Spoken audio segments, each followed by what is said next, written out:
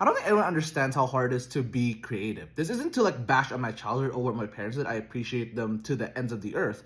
But after doing this public speaking challenge, after calling upon creativity every single day, even when I don't feel like it, or even if the creativity is not as good as the previous days, I've learned that creativity is something that you have to nurture when you're younger, because at the end of the day, creativity is based on this dopamine feel good hormone, and it's not based on really a structure. You can, justify it by saying you can enjoy this by, doing this. But at the end of the day, your creativity is based on your emotions in a lot of, pocket moments. And one of the most important lessons that, I've learned throughout this journey so far is your creativity is not limited to the time that you give it. When you're like at work, on your break, doing something mindless in the middle of a stressful situation, you somehow find times to be creative. And it's unfortunate because you can't act upon those. It's stuck in your mind. And obviously, 3, 4 hours later when you get home, it's probably not going to be the same.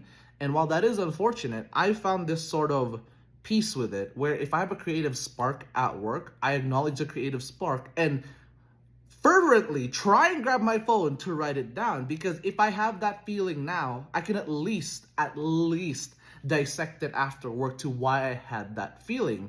If you're in a privileged position where you can act upon your creative desires, for the love of God, act upon it. Even if it doesn't get you anywhere in terms of like a career financially, it feels so good just being able to creatively output yourself in a way that's on your terms. Because I feel like, today it's so hard to really output yourself on your own terms. You have to, do it on your break. You have to not offend anyone. You have to serve your community or serve your demographic that you're serving, whichever job you want. You want to throw the latte on their head. But with that being said, let me know your thoughts on this and your struggles on creativity, because God, would I love a little bit of validation right now. This is day 97 of the Public Speaking Challenge, and thank you so much for watching.